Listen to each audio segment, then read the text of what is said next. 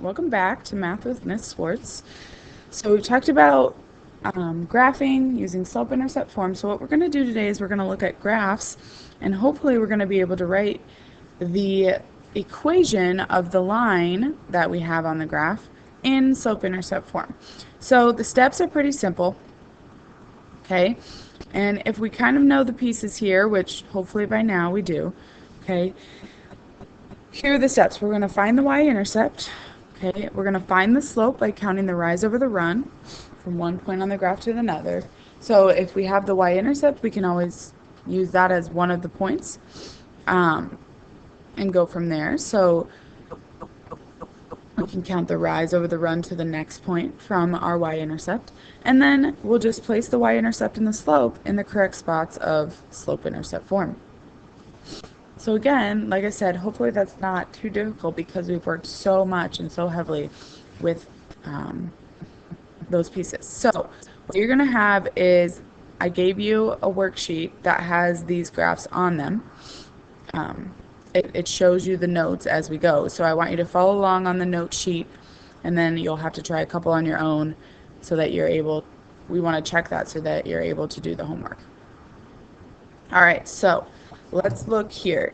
First of all, for number one, as always, we will kind of want to figure out, all right, are we looking at a slope or a graph that has a positive slope or a negative slope? So if this is going up from left to right, we know that the graph is going to be positive, so we know our slope is positive. So like I said, kind of do it in any order. We can find our y-intercept and we can find our slope. So where does the graph hit the y-axis? Well, it hits it right here at 3. So we know B is 3. Now our next job is to find the slope, and we kind of worked like 2 weeks ago on finding the slope. Okay, so all I have to do is find another point. There's a couple options on the graph, okay, of another point. But if I find 2 points, I can essentially work for the slope from there by counting the rise over the run. So how much did we go up? Okay, so we went up 1. And how much did we go over? We went over 3. Okay, now if you look, we also could go down 1, left 3, but remember we talked about that. That would look like this, -1 over -3, which is the same as positive 1/3. And that's as simple as it is. All then we have to do is write this in terms of y equals mx plus b. So y equals 1/3 x plus 3. That would be the graph of, or that would be the equation of this graph. And then you're done. So if we look at number 2, again, we want to find y-intercept and slope. I know that I have a positive slope just by looking at the graph. So where does it hit the y-axis this time? I'm at -4. Okay, and I'm looking for another point on the graph. Well, sometimes that can be a little tricky. I obviously don't know how much I moved over when I'm in the middle of the point. So I actually have to end up all the way up here to get another point that is exactly on a line on the xy coordinate. Okay, so my slope is my rise, so how much I went up? 1, 2, 3, so careful here, 1, 2, 3, 4, 5, 6, 7, 8, 9 over 1. Alright, so 9 over 1, we can just write that as 9, because we don't need rise over run when we come to write it here. So 9x minus 4 or plus -4 also works. Awesome. Alright, keep moving to the next couple. So number 3, we're looking at, again, a positive slope. We have our b is at -2. Our slope, we want to find another point. Here's another point right here. Okay, here would be another point. Here would also be another point. Here would also be another point. Okay, so any of these points, I can go from here to here, or I can even go from here to this point. So all I have to do is count the rise of the run. I go up 1 over 1. 1 over 1 is 1. So my graph would be y equals x minus 2. Okay, 4 you might think is a little tricky. Okay, if we did it like normal, we would find our B and our M, but this is a little abnormal of a graph. Okay, so if you think about this, where does it hit the y-axis? It hits it at 2. Maybe you already know what this is going to look like.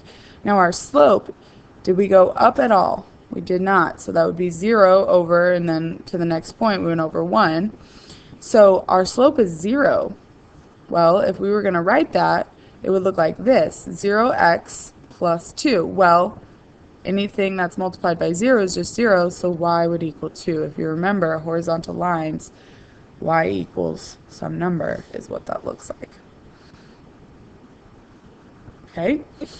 All right, moving on to 5 and 6. 5 and 6, so now for the first time on number 5, we have a negative slope. Doesn't change how we're going to do anything, it's just good to realize.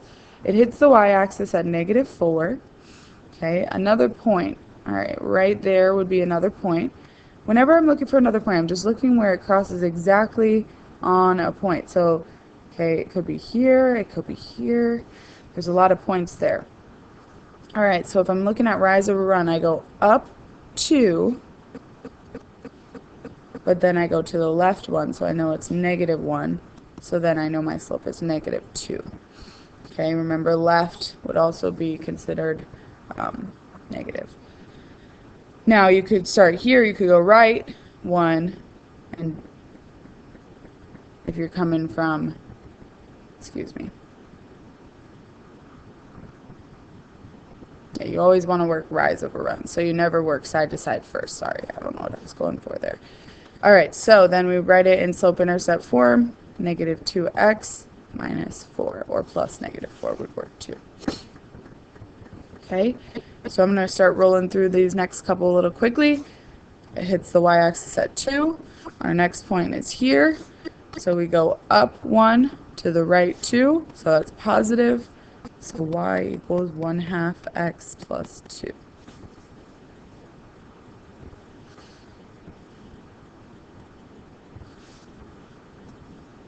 All right, these last two are for you to try. Okay, so you're looking to find your y-intercept, okay, where it hits the y-axis, and then your slope. You want to write it in slope-intercept form. Once you're done with that, show us what you did there, and then you can get started on your worksheet. Have a great day.